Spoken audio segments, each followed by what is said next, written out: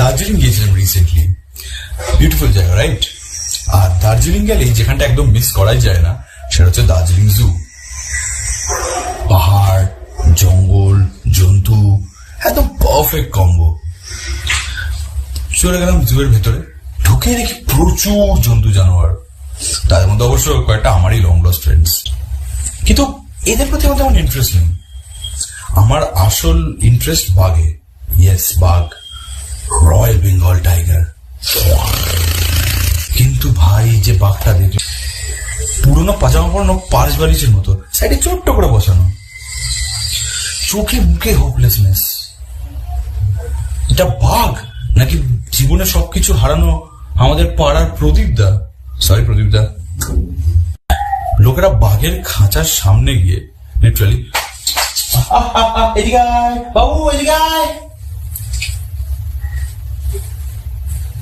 ভাই ওটা বাঘ, তোর পাড়ার টমি না, চুক চুক করে ডাকছিস।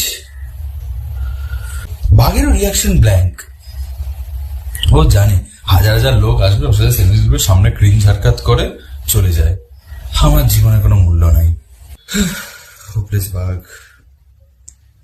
এরপর শুরু হলো আসল কমেডি। একটা কাকু জোর গলায় বলে উঠলো, এবার একটু ডেকে দেখা না। ডেকে দেখা? বাঘকে? তোর বাড়ি মিনি নাকি? দুটো বিস্কুট দিলাম, একটু ডেকে দেখা না। কিন্তু হলো প্লট টুইস্ট। বাঘটা হঠাৎ করে উঠে চলতে শুরু করলো, আর সেই দেখে ভাই এক্সাইটমেন্ট পাবলিকের।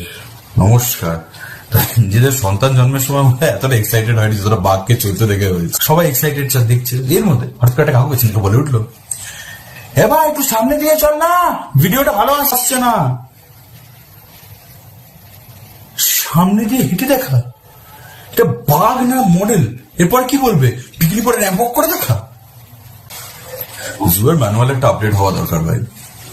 এটা একটা বাঘ, একটা আস্ত বাঘ, জ্যান্ত বাঘ, আমাদের ন্যাশনাল অ্যানিমেল।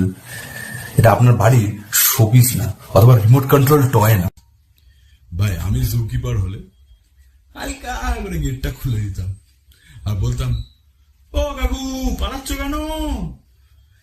এই দেখো আলুমের সাথে একটা সেলফি নিয়ে যাও, এরকম একদম সামনে দিয়ে হাঁটছে, ও কাকু।